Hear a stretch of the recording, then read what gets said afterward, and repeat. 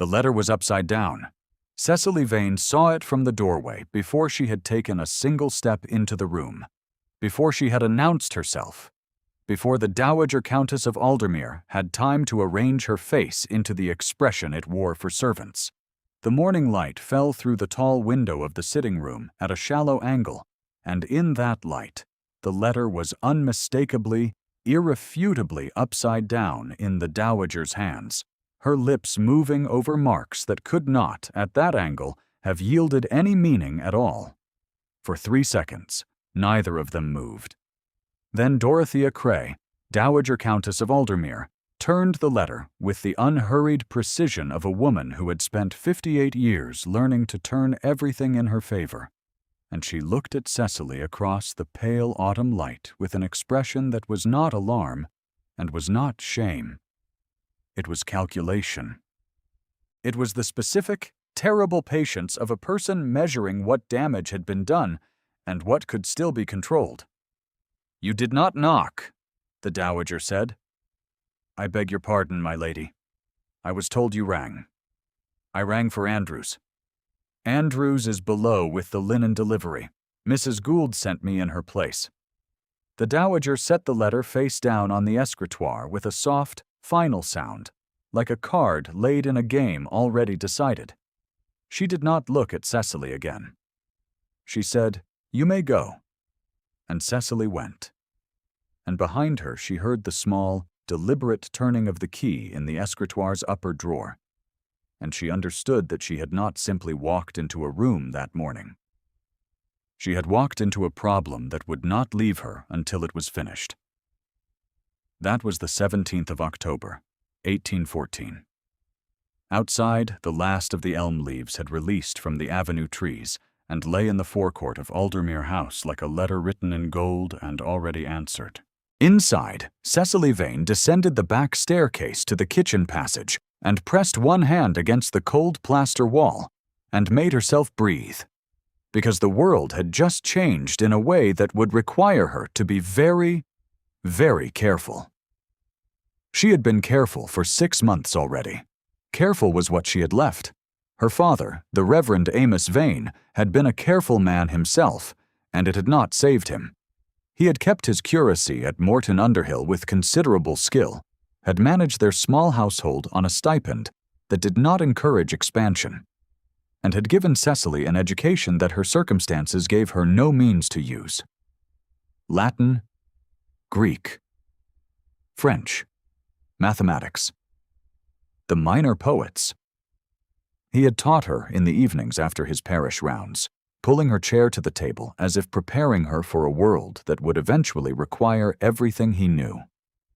He died in March of 1814, leaving behind £112, a library of 460 books that went to a cousin, and a daughter who spoke 3 languages and owned 1 good gown. The gown had lasted the journey to Aldermere in reasonable condition.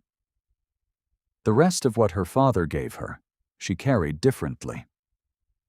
She had come to the Dowager Countess's service through the offices of Mr. Henwick, the Aldermere solicitor, who had known her father and had heard of the vacancy and had written a letter of recommendation with the resigned kindness of a man who understood that the world would not arrange itself charitably for a clergyman's educated daughter, but that something might be arranged. The Dowager had interviewed Cecily for 45 minutes, with the brisk attention of a woman who had interviewed a great many servants and found them uniformly wanting. At the end of the interview, the Dowager had said nothing. She had told Mrs. Fallow, her companion, to show Miss Vane to her room. It was Mrs. Fallow who had told Cecily the terms. It was Mrs. Fallow who had explained the household schedule, the Dowager's preferences, the small rituals by which the great house organized itself. And it was Mrs. Fallow, 4 days into Cecily's service, who had remarked to the Dowager in the blue sitting room, not knowing that the connecting door to the ante-room stood an inch open, "She seems capable enough, though you can tell she's had above her station, in education, at least." The Dowager's response had carried clearly. A girl who reads too much and minds too little. She will do well enough to manage the wardrobes, and no further. Cecily, in the anteroom, had carefully finished the task she had come to complete, had folded the letters on the salver that required answering, and had set them precisely on the table where the dowager expected them. She had not altered her expression. She had not quickened her step. She had already understood, in her first week at Aldermere House, that the dowager's opinion of her had been decided before she arrived, and that no amount of competence would revise it. What she had not understood yet was how little time remained before that opinion became an instrument. Aldermere House in October was a place arranged for the interval between seasons. The county families had retreated to their own estates. The London connections had not yet organized the winter parties. The house itself seemed to be holding its breath. The dowager moved through it with the authority of a woman who had managed it for 31 years, since her husband, the previous earl, had brought her to Aldermere as his bride in 1783. That husband was 8 years dead. The estate had passed by entail to a nephew of the 3rd degree, one Edmund Cray, who had been notified of his inheritance in July and had not yet troubled to appear.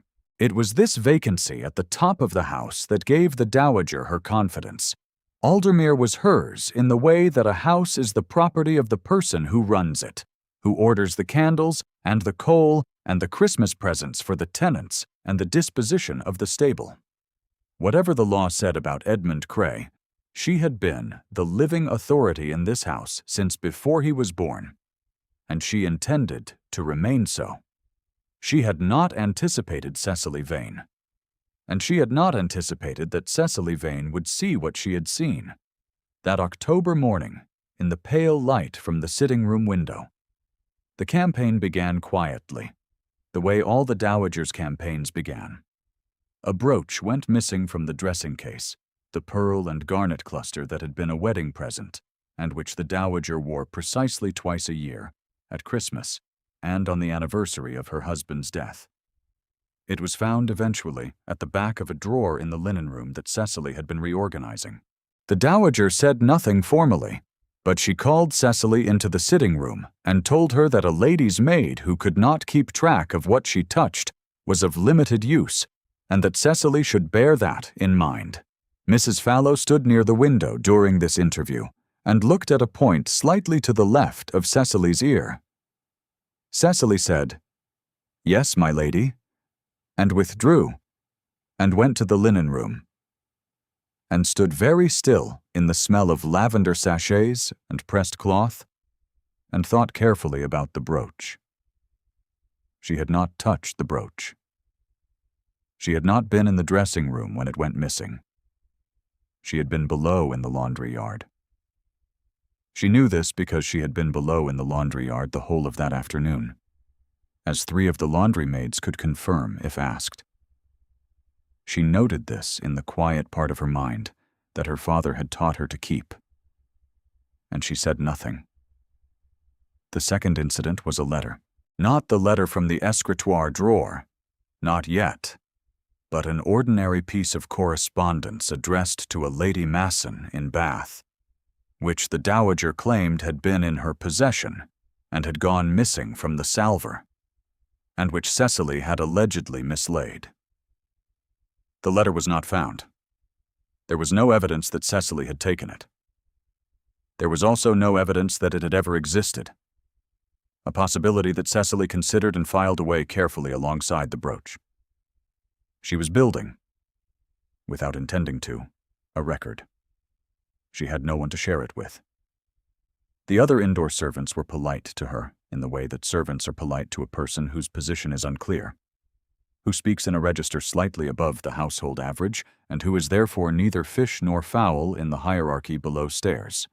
The cook, Mrs. Boyle, was kind in a practical way, leaving good portions and asking no questions, occupied with her own management to conduct. Nan, the second kitchen girl, was 14 and barely spoke. The housekeeper, Mrs. Gould, was a composed woman of 50 who ran a precise house and had no patience for drama of any description. It was Nan, who was sick in the 3rd week of October, a persistent throat that kept her from her morning duties and left her in the small room off the kitchen passage with a flannel at her neck and nothing to do but cough. Cecily, passing with an armful of pressed items one afternoon, heard the cough and looked in, and saw Nan propped on her cot with the expression of a child who has been sick long enough to be bored by it. "Do you want something to read?" Cecily said. Nan looked at her with the specific wariness of someone who has learned that offers have conditions attached. "I don't read much," she said. "I do," Cecily said. "I could read to you." She went to the library and selected, with some care, a volume of natural history with illustrations of birds in it, on the grounds that birds required no literacy to enjoy, and that the pictures would sustain Nan's interest when the words did not. She read for 40 minutes. Sitting on the stool beside Nan's cot, and at the end of it Nan was asleep with one fist tucked under her jaw and the flannel loosened, and Cecily replaced the book on the library shelf and went back to her duties, and did not think about it as anything more than what it was. She did not see the man in the library corridor. He had been standing near the window at the far end, not reading, not doing anything in particular that she could have named if she had noticed him, which she did not. She was aware, in the unfocused way of a person whose attention is elsewhere, that the library was not entirely empty. She was not aware of how long he had stood there, or of what he had heard through the half-open door to the passage, or of what quality of attention had gathered in him. As a woman he had not yet met, read a description of the heron's fishing stance to a sleeping kitchen girl in the corridor below. Edmund Cray, Earl of Aldermere, had arrived at the house that morning at 7, 3 days ahead of his announced date, having found it impossible to be comfortable any longer at the inn in the village. He had let himself in with the key he had been sent in August, and had stood in the entrance hall of a house he had inherited, and had felt the particular strangeness of ownership in the absence of belonging. The house was not his. It was managed, ordered, inhabited, and loved by other people. He was the legal fact that made it continue.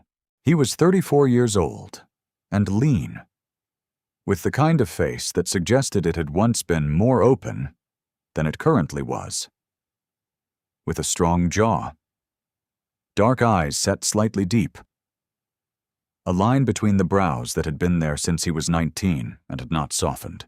He had his father's height and his mother's precision, and neither of their ease.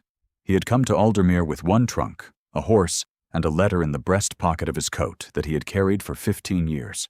He had not gone to the dowager's sitting room that first morning. He had walked the house. He had gone through the gallery and the library and the morning room, noting the condition of things, the quality of the light, the sounds the house made at this hour. And he had ended up at the library window, looking out at the avenue of elms, their last leaves releasing in the gray October wind. He had been standing there for the better part of an hour when he heard, from the passage below, a clear, unhurried voice reading aloud about herons. He did not announce himself to the household that day. He sent word to the dowager through her housekeeper that he had arrived and would take dinner in the library, and he asked for the house steward to wait upon him at his convenience. He asked no other questions and made no other requests.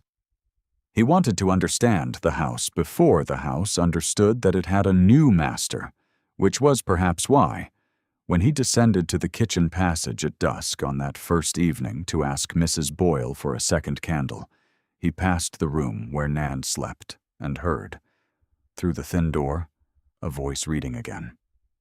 Not the natural history this time, something slower, with rhyme in it. He stopped. The voice continued for 2 lines and then paused, and he heard Nan say, "What happened to the ship?" "It was wrecked," the voice said, with the measured regret of someone who has read this part before and has accepted the wreck as a necessary part of the story. "But he survived. He always survives. That is the point." Edmund walked on, collected his candle, and said nothing to Mrs. Boyle about what he had heard.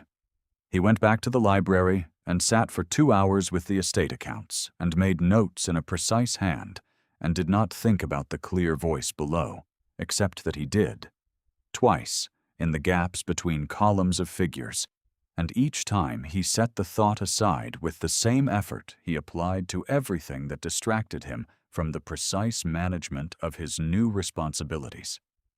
The following morning, the Dowager formally received him. He had expected her to be formidable, and she was. She had the particular authority of a woman who has managed a great house long enough that her authority is built into the furniture, who sits at the head of the breakfast table as if the table were an extension of her own body, who receives a new lord with the gracious but unmistakable implication that she is the one conferring legitimacy here.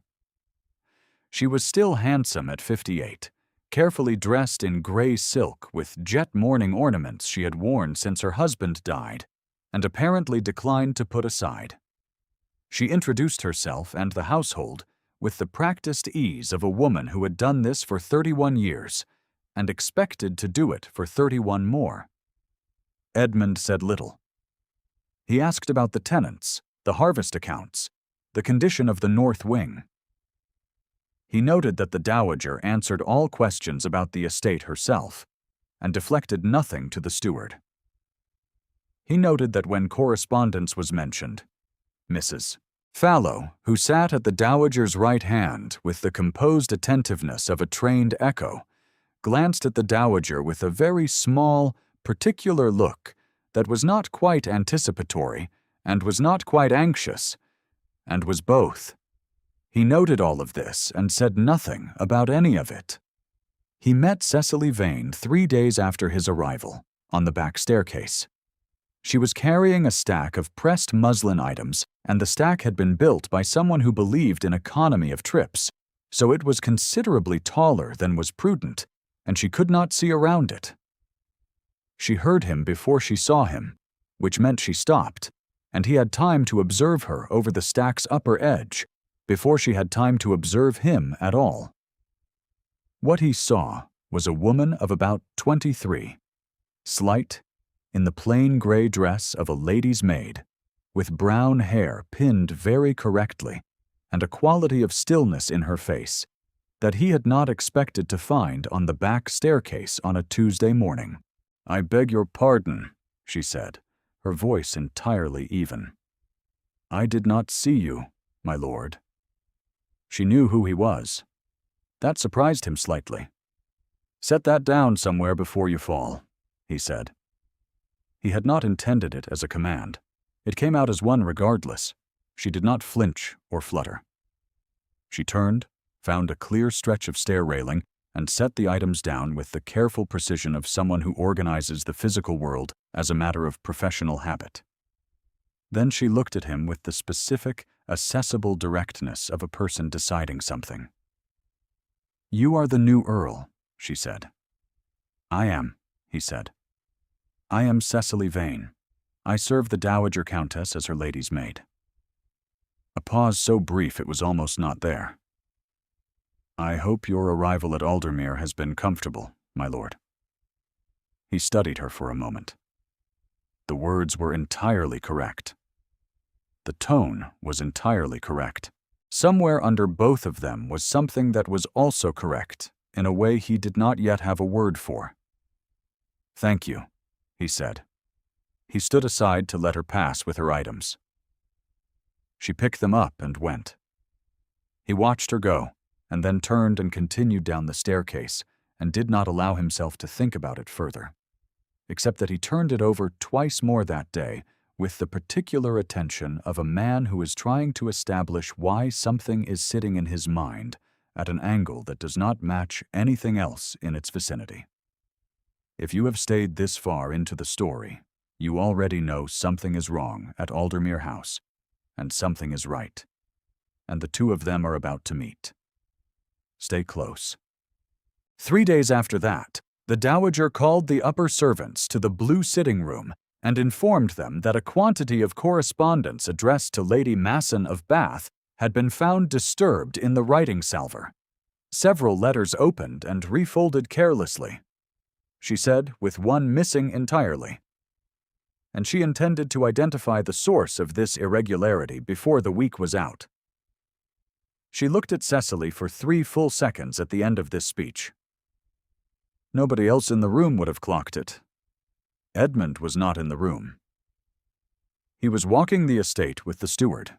The dowager then said, precisely and clearly, to the assembled faces, "I have said before that a girl who reads too much and minds too little is a danger to a properly organized household, and I will say it again now. If anyone knows anything about the condition of that correspondence, they will tell me before supper." Cecily held the dowager's gaze for 2 seconds and then looked away, because looking away was the correct response, and she was still choosing her responses with care. Inside her chest, her heart was doing something methodical and not quite steady, and she let it because she could not stop it. She was building a record. The record was becoming more urgent by the day. She found the library empty that afternoon, the steward's meeting having moved the Earl elsewhere, and she went in because she needed a second volume of the natural history for Nan, who had recovered enough to be upright and had developed an opinion about waterfowl. She moved through the shelves with the efficiency of someone who has already catalogued a room in her head, and she was reaching for the volume on the second shelf when she heard the door at the far end open. She went still. Not in alarm, but in the way a person goes still when they have entered a room under one assumption and must now revise it. Edmund Cray came in without seeing her. He crossed directly to the desk in the library center, where a small fire burned and a branch of candles had been left, and he sat down and drew something from the breast pocket of his coat. Not a letter with a seal. A letter that had been read many times, its paper worn soft at the folds. The hand on it faded from whatever it had been in the year it was written. He set it on the desk and put his hands flat on either side of it, and looked at it. He did not read it. He simply looked at it. He already knew what it said. Cecily understood, in the way that an educated person who has seen grief understands these things, that she was witnessing something that did not belong to her.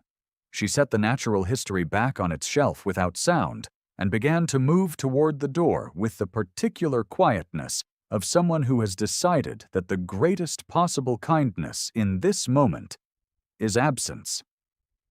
She was almost to the door when the Earl said, without looking up, "You can take the book." She stopped. "I heard you come in," he said. "The second shelf squeaks at the third board." Cecily turned. He was still looking at the letter. He had folded it and returned it to his pocket in the space of 2 seconds, so completely that if she had not seen it, she would not have known it was there. "I am sorry to disturb you, my lord." "You did not disturb me." He looked up. His face was composed in the way that faces compose themselves after something has passed through them, still and slightly over-arranged. "Take the book. It is not doing anything useful where it is."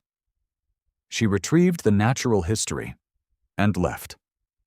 Behind her, as she drew the library door closed, she heard no sound at all, which seemed right, and also, in the particular way of the unhappy, all wrong. She did not know then what the letter was. She learned it the way you learn things in a great house, not from any single conversation, but from the accumulation of small pieces. The steward mentioned to Mrs. Gould that the new Earl had been to visit his mother's grave in the churchyard at Lower Aldermere. Mrs. Fallow, who collected information as other women collected cameos, mentioned to a visiting neighbor, Mrs.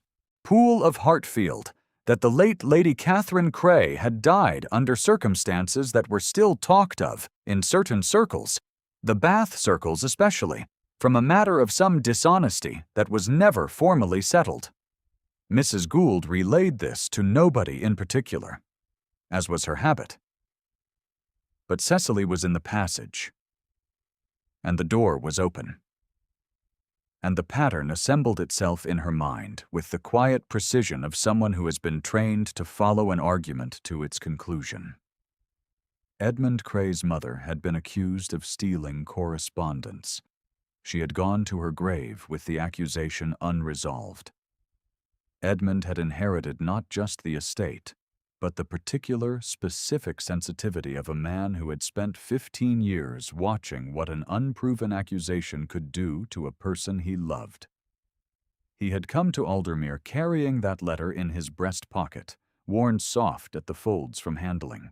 Cecily sat with this knowledge in the small room off the linen closet that served as her private retreat and felt the shape of it.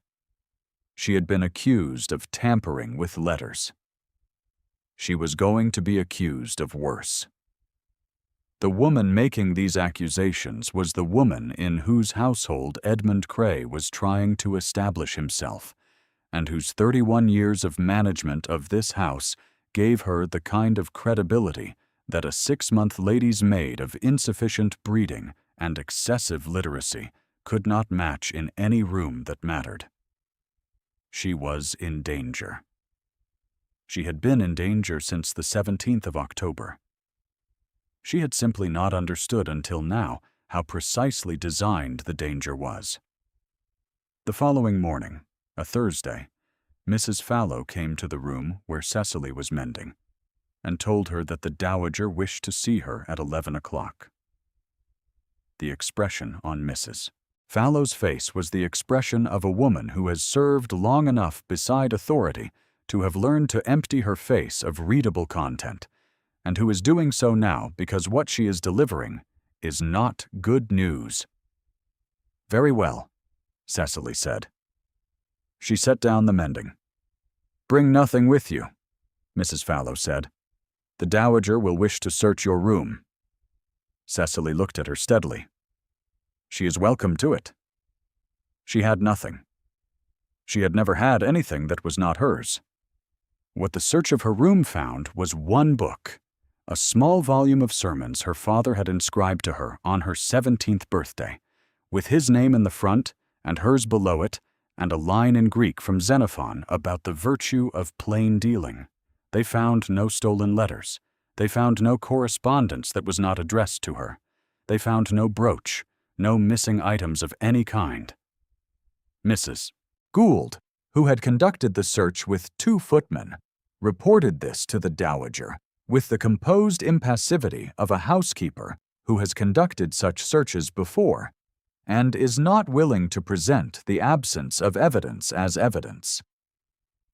The Dowager was not satisfied with absence. She had never been satisfied with absence. That evening, the house took on a quality that Cecily had learned to recognize in the past weeks. A small, particular stillness in the upper corridors, a series of quiet footsteps to and from the Dowager's sitting room, the low sound of voices that stopped when anyone approached. Mrs. Fallow went in and out 3 times before 9 o'clock. At 9:30, a footman was sent to ask Mr. Henwick, the solicitor, to attend upon the house at his earliest convenience the following morning. Cecily, from her room at the top of the back staircase, heard the footman dispatched. She sat on her narrow bed and put her hands in her lap and looked at the wall across from her, where the plaster was marked in one place with a faint water stain that someone had painted over, and that had returned regardless, because that is the nature of water stains. She thought about the Xenophon in her book. She thought about the letter worn soft at the folds. She thought about herons. She did not sleep well. She rose at 6 and dressed with the same care she applied every morning because her clothes were the one performance available to her, and she was not going to surrender it. By 9 that morning, the 3rd voicing reached her. Mrs. Fallow was in the entrance hall with Mrs. Poole, who had come to call and had not been expected, and she was speaking in the low, carrying voice of a woman sharing information she does not appear to be sharing. Lord Aldermere's study door was closed, but Cecily was on the first landing above, out of sight, collecting something from the press. "The Dowager has been quite clear about it," Mrs. Fallow was saying. "A girl who reads too much and minds too little. She has had her doubts from the beginning, Naturally. And now the evidence is beyond question. Mrs. Poole said something that Cecily could not catch. "The document has been secured," Mrs. Fallow said. "Mr. Henwick is expected at 10. The study door opened. Lord Aldermere stepped into the entrance hall, and both women turned. He had the expression of a man who has heard something without intending to, and is deciding what to do with it. His eyes moved to the first landing for 1 second, and Cecily, above, went completely still, with the press beside her and a folded pillowcase in both hands. He looked back at Mrs. Fallow. He said nothing. He walked to the library and closed the door behind him. Cecily went to her room and sat down. Then she stood up again, because sitting was not going to serve her. The 11 o'clock meeting assembled itself in the blue drawing room with the gravity of a small formal occasion. The Dowager sat in her chair. Mrs. Fallow sat to her right. Mr. Henwick, who was 60 and gray, and who had known Cecily's father, and whose face showed nothing at all when Cecily came in, sat to one side with a leather portfolio on his knee. There were 2 footmen by the door. The fire was burning, and the room was warm. Edmund Cray stood at the window. He had not sat down. This was the first thing Cecily noticed. He stood with his back slightly angled to the room, one hand at his side and one at his jaw, not looking at anyone in particular, which meant he was looking at everything. The Dowager opened the proceeding. She reviewed, with the measured clarity of a woman who has rehearsed this, the sequence of incidents, the brooch, the letters, the disorder of the correspondence. She described Cecily's behavior as suspicious, her manner as above her station, her 6 months of service as having failed to inspire confidence. She then said, with a brief inflection of regret, that she had, reluctantly, asked Mrs. Fallow to compare the household accounts against the goods present, and that a discrepancy had been noted. Cecily watched her without expression. Furthermore, the Dowager said, Miss Vane did submit, on the 4th of this month, a written account of her duties and daily movements, which is standard practice in this household when matters of this nature arise. She paused. That document includes a formal acknowledgement of responsibility for the correspondence salver. She gestured to Mrs. Fallow, who produced a folded document and passed it to Mr. Henwick, who opened it and read it with the professional attention of a man doing his job. Cecily's hands were perfectly still in her lap. Her breathing was even. Underneath all of that, her heart was doing the same methodical, not quite steady thing it had done in the blue sitting room when the label was spoken aloud, but she had learned in 6 months to let her body do what her body needed to do without allowing any of it into her face. "I did not write that document," she said. The room altered by a fraction. The Dowager said, "Mr. Henwick has it before him." "Yes," Cecily said. "I see that." She asked Mr. Henwick if she might see the document. He passed it to her without comment, with the careful neutrality of a man who has not yet decided which way this is going to fall. Cecily held it and read it the way she read everything, from the first word to the last without hurry, and when she had finished, she read it again. Then she set it on the table before her with both hands flat beside it, the way Edmund Cray had laid his hands beside his mother's letter, and she looked at the Dowager. "The handwriting in this document is Mrs. Fallow's," she said. A silence. The Dowager said, "The document was dictated by Miss Vane and transcribed at her request, as she claimed to be suffering a condition of the hand." "I have made no such claim," Cecily said. "My hands are in excellent condition, as Mrs. Gould can confirm, since I have mended 12 items in the past week alone." She paused. "Furthermore, the second paragraph contains a phrase I have never used and would not use. The phrase is, 'as is consistent with my station and my honest endeavors.' That is not how I write. If the Dowager will permit, I will demonstrate." She looked at Mr. Henwick. "May I have paper?" and a pen. It was the Dowager who answered, and her answer was to say nothing, which was an answer of a different kind. In the window, Edmund had turned from the glass. Mr. Henwick, who had decided which way he thought this was going, produced paper and a pen from his portfolio. Cecily wrote 3 sentences in her own hand and passed the paper to him. He looked at the document. He looked at the paper. He set both on the table without speaking. The room was very still. Cecily said, "I would also like to read aloud the letter I am accused of stealing." Another silence, of a longer order. "The letter," the Dowager said carefully, "is a private communication addressed to me." "It is addressed to Lady Masson of Bath," Cecily said. "It is on the table. You have produced it as evidence. If it is evidence, I may examine it." The Dowager's fan, which she had been holding in a measured position at her side, shifted by a 1/4 inch. That was all. Cecily saw it, and Edmund from the window saw it too. Mr. Henwick passed the letter. Cecily read it. She read it aloud, cleanly, without hesitation, from the salutation through the body of the letter to the closing, and when she finished, she held the silence that followed for 2 seconds before she set the letter down beside the document and looked, for the first time, directly at the Dowager. "The letter was read to you before your seal was pressed to the document summarizing these proceedings," she said. "Or was it not, my lady?" She did not elaborate. She did not need to. The question sat in the middle of the room like a piece of furniture that has always been there and which everyone has been carefully walking around, and whose presence is now simply noted. Mrs. Fallow made a small sound. The Dowager did not move. Her face was composed and white and absolutely correct. The face of a woman who has maintained a position for 58 years and does not know any other way to stand. She looked at Cecily with the precise calculation that Cecily had seen in the sitting-room window on the 17th of October. And this time, the calculation came to a different conclusion. And the conclusion was that she should speak. "This is impertinence," she said. Her voice was level.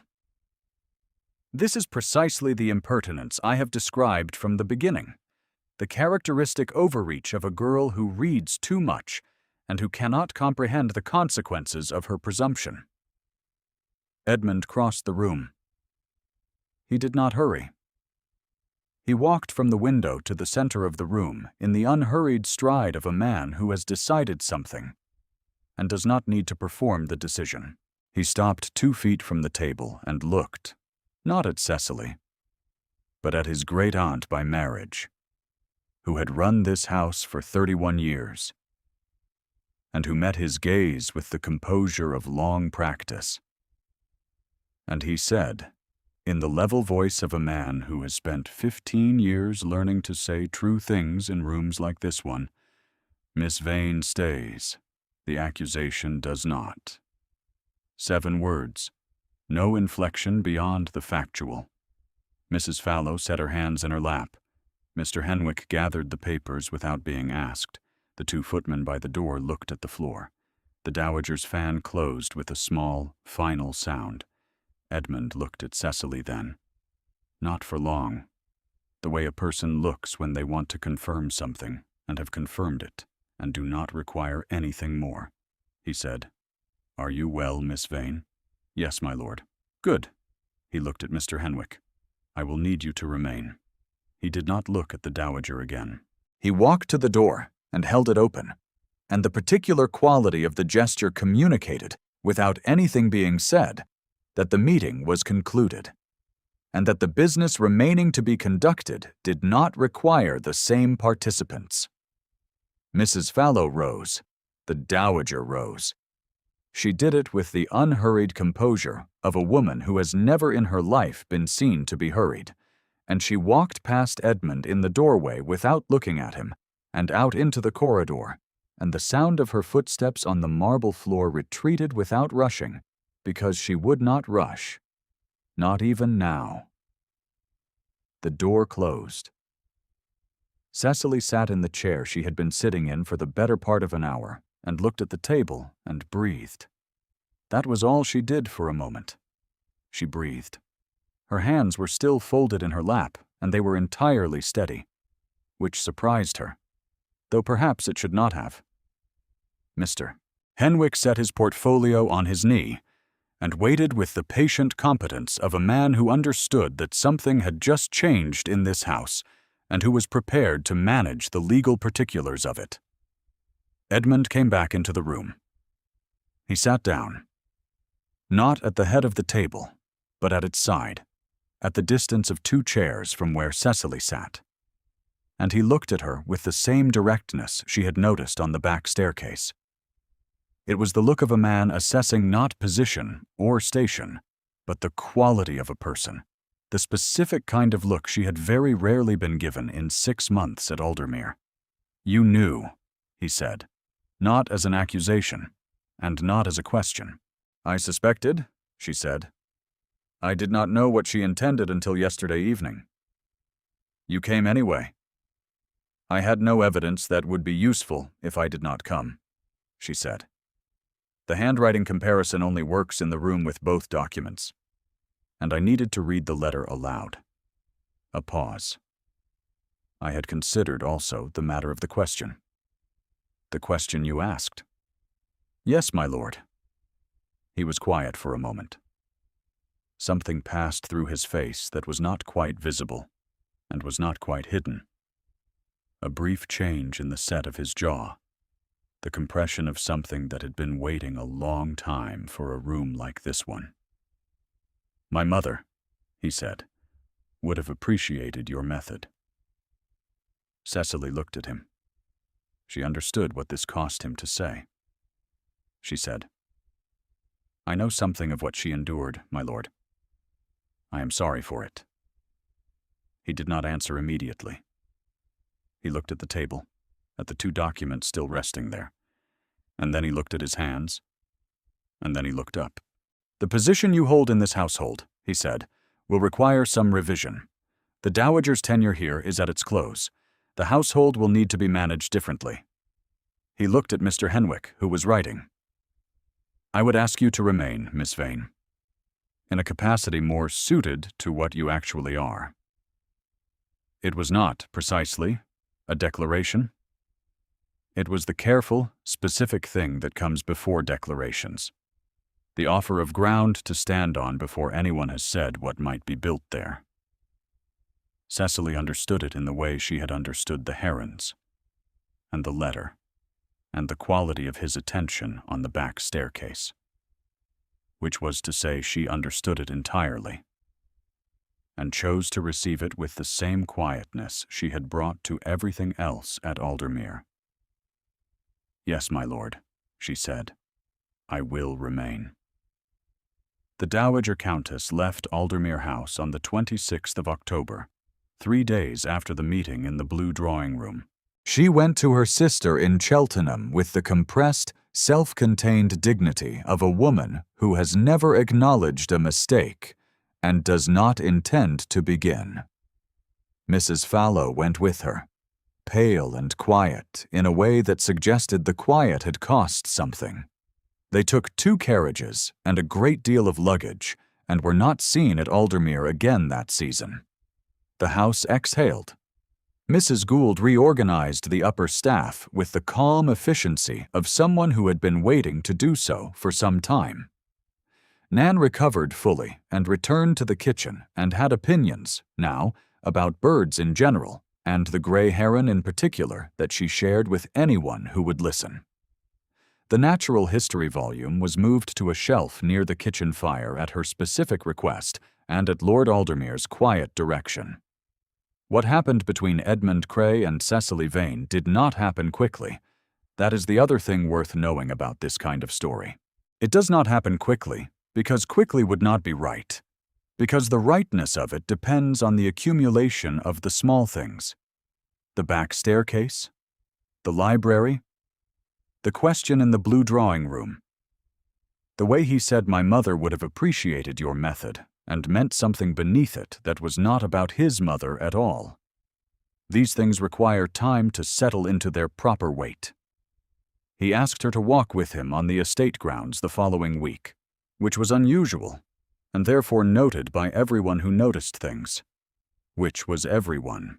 She walked with him in the gray November morning along the edge of the home field, while the year completed its retreat into cold, and they talked about the tenants and the north wing and the estate accounts, and also about her father and Xenophon, and the particular difficulty of managing great amounts of learning on very little money. And it was the kind of conversation that people who do not usually find conversations easy find without effort. And they were both aware of this, and neither of them remarked on it. He said, on the second week, "You are not, as my great-aunt informed me, a girl who reads too much." A pause. "You read exactly the right amount. For this house." Cecily looked at the field. "I am gratified to hear it, my lord." "Edmund," he said. Just that. A word offered, not insisted upon. She looked at him. He was watching the field with the profile she had first seen at the window in the library, the jaw set, the line between the brows present as it always was. Something in his face was slightly less arranged than usual, slightly more exposed to the cold air of the morning. And she thought of the letter worn soft at the folds, and understood that he had been carrying that exposure for a long time. "Edmund," she said. It was the first time his name had been in her mouth, and it was a different thing than she had expected. Which is to say, it was entirely natural. Like a word she had known in a language she had not spoken for years and had not forgotten. He turned and looked at her. Then, with the full, direct attention he had withheld until now, and what was in it was not ambiguous, and was not careful, and was not managed. It was simply the specific, particular seeing of one person by another, the kind that has nothing to do with station or literacy, or the machinations of those who hold power, and everything to do with the small daily acts of a person who continues to act from their values even when the cost is high. He did not speak. He did not need to. The morning said the rest. They announced their engagement in December, with Mr. Henwick in attendance and Mrs. Gould looking out the library window at the first snow of the year, with an expression that was not quite a smile and not quite satisfaction, but contained both things in a register that suited her exactly. Nan screamed, briefly and entirely correctly, in the kitchen passage, and then recovered herself and went back to peeling parsnips. On the evening before the announcement, Edmund had gone to the library alone. Cecily had not followed him. She had understood that what he was doing required the kind of solitude that only the library had offered him since he came to Aldermere, the room where he had stood at the window and looked at the avenue and carried the weight of an accusation that had not been his to carry, and had carried it anyway, because there was no one else, and nowhere to set it down. She found out afterward what he had done. He had told her himself, simply, without ceremony. He had taken his mother's letter from the breast pocket of his coat, where it had lived for 15 years, worn soft at the folds from handling, and he had set it in the writing desk in the corner of the library, in the drawer with the key, not destroyed, not forgotten, set down. The accusation had been answered in his own house, in the room where a woman who had never touched what was not hers had stood before a solicitor and a false document and a great lady's long-maintained secret, and had said plainly what was true.